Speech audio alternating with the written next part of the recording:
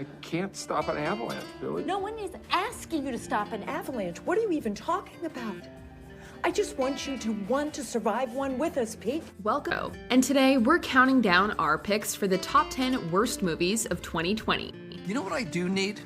I need a couple buckets of that gravy so I can take a bath in it. So good.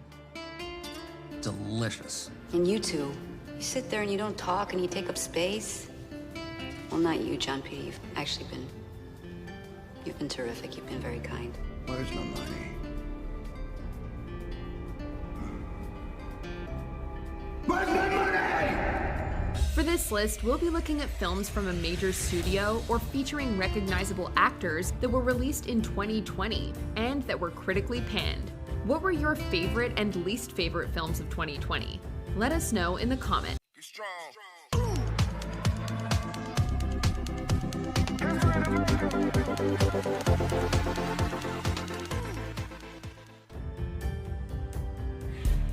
Number 10, The Jesus Rolls. The Coen brothers are masters of quirky cinema. Over their decades-long career, they've given us numerous unforgettable films populated by unique, larger-than-life characters. Many fans have long fantasized about catching up with the dude, but the Coen brothers don't do sequels. The Jesus Rolls is a solid argument as to why not. Aren't you a little old to be stealing cars? Yeah, I know. Pretty nice, right? Too bad you can't afford it. A spin-off from The Big Lebowski, The Jesus Rolls is written and directed by John Turturro, who also reprises the titular role of Jesus Quintana. Chill out, woman. We couldn't afford to get pinched. You ain't never been in the joint. The Coen brothers' involvement was limited to giving Turturro their blessing. In hindsight, fans of the dude likely wish they hadn't. Jesus simply does not work as a protagonist. The whole thing feels aimless and immature, and even with the short runtime, manages to overstay its welcome. This is Marie. She's our girl. And now I'm yours too. 어디 hitches. I can't come. Coffee? Sure, just a drop. Number 9, The Last Thing He Wanted. How do you manage to assemble a cast including the likes of Anne Hathaway, Ben Affleck, Rosie Perez, and Willem Dafoe and have it go this badly? Come on, Ellie. Celebrate with me. This is your celebratory mode? Come on. I got a big deal coming. The big deal. Especially considering director Dee Rees gave us the superb 2017 historical drama Mudbound. And so I ended with that. With love. While that film carefully juggled its ensemble cast to great and emotionally profound effect, this movie is a mess. A political thriller, it centers on a journalist who, during the 1984 presidential election, is pulled into the family business, arms dealing, and by extension, the Iran-Contra affair. See these crazy? All these is you now. Is there an inventory list? Everything is here. They know what they're buying. Confused? Well, the film only further complicates things. Netflix has distributed some truly great films, but The Last Thing He Wanted feels like it was just unceremoniously dumped here. Number 8, The Tax Collector. I'm sorry. What? Nothing's happened. I don't know. You just what? You okay?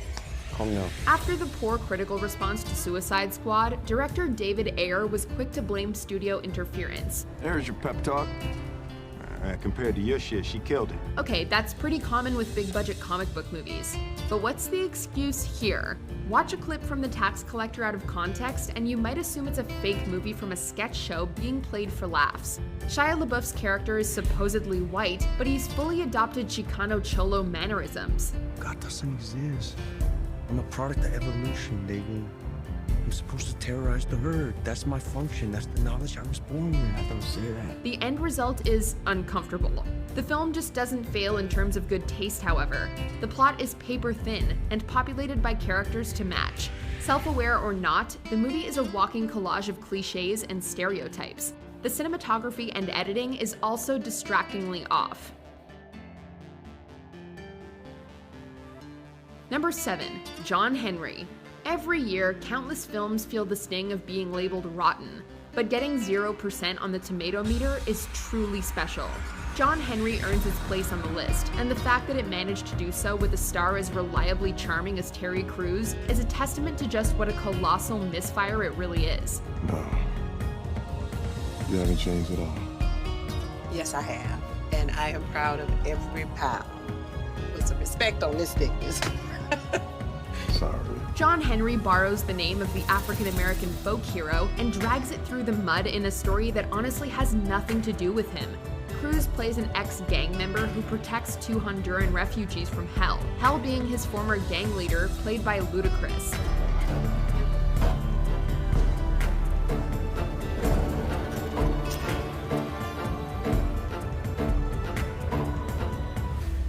Respect. A heartless thriller, John Henry swings and misses at every opportunity, even failing to hit the status of so bad it's good. You ain't no killer. You know you ain't no killer. I'm not a killer. I'm John Henry. Number 6. Force of Nature. In recent years, Mel Gibson has largely followed Nicolas Cage and John Travolta into the direct-to-video bargain bin, and sadly, that's where this film belongs. Force of Nature sees Gibson joined by Emile Hirsch and Kate Bosworth for a crime action movie with disaster film elements. I'm a stubborn asshole. She takes after me. I'm standing right here, you know what I mean? The short version of the plot is that it involves a heist during a hurricane in Puerto Rico, but honestly, there's just way too many moving parts. It's like no one, including the director or screenwriter, was entirely sure as to where this story was going, so they just made things up as they went along. Are you a Nazi? No.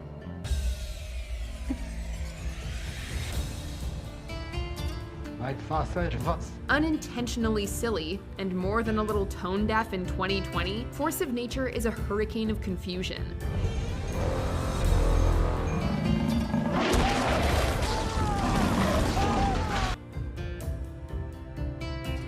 Number 5. 365 Days. If there's one movie that got people talking for all the wrong reasons in 2020, it's this one. 365 Days isn't just problematic, it's shockingly inappropriate and may very well go down as one of the worst films ever made.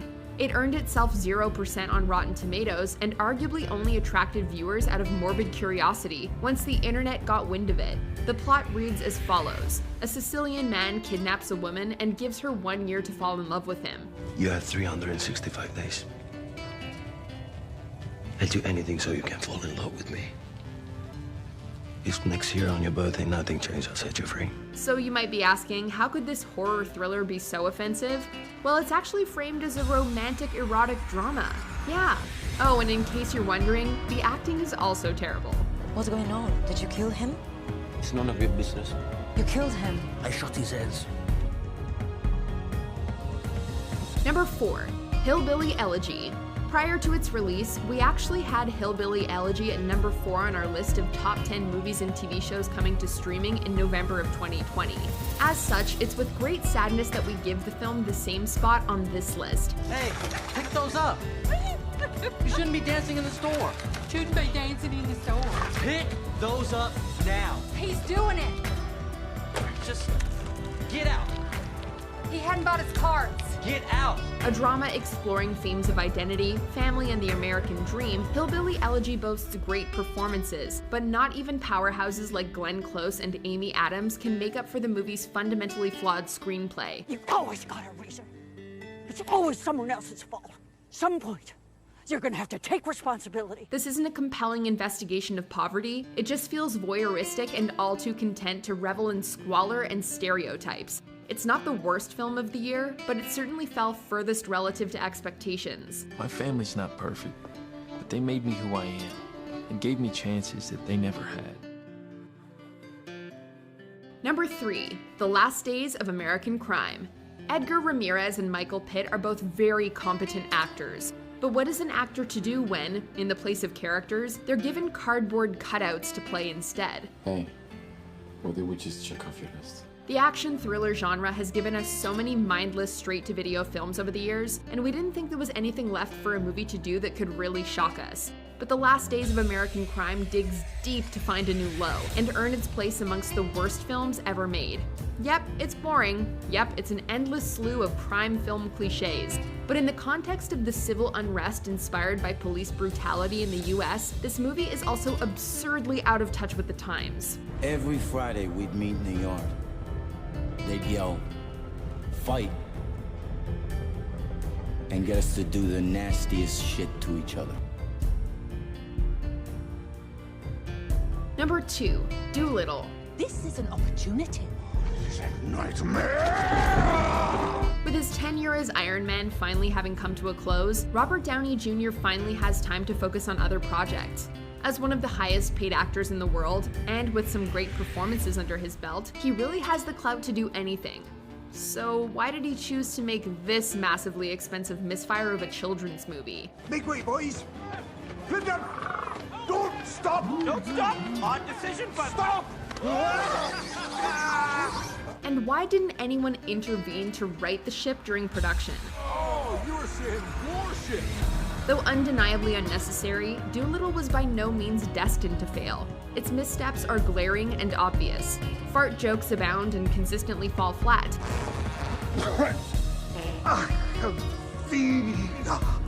Respect. The plot is needlessly complicated but lacks an emotional core, which it tries to make up for by just throwing more CGI at us. No one messes with my family. Before we unveil our top pick, here are a few dishonorable mentions. Unhinged. I don't even think you really know what a bad day is. But you gonna find out. Coffee and Kareem.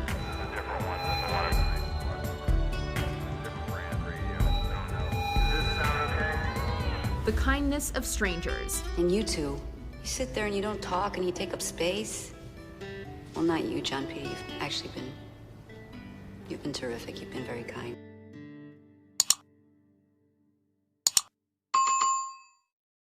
The Wrong Missy. Let's floor this piece of shit! Go, hustle! Go! She's catching up. Bram's The Boy 2. Well, no one's gonna hurt Mommy and Daddy. And no one's gonna hurt you. Number 1, Artemis Fowl. Wait. You don't want me. No, I'm just a talented toddler. Adaptations of beloved YA and/or middle years books in general are far more likely to miss the mark than succeed. For every Harry Potter or Hunger Games film franchise, there are 3 flops like Mortal Engines and The Fifth Wave. But rarely has a book series with such rich source material and so many dedicated fans been adapted so poorly. The changes are many, impossible to justify, and in some cases, in fundamental opposition to the spirit of Owen Colfer's novels. Try to imagine if humans suddenly found out there was a world of magical creatures living beneath them. Most human beings are afraid of gluten. How do you think they'd handle goblins? Disney gave filmmaker Kenneth Branagh an ample budget, but the cuts to the story, characters, and world building make this film feel lacking in every possible way. Artemis Fowl and his fans deserved much better. So can we get a series now instead? It would appear we've garnered quite a bit of interest. Not ideal. The media?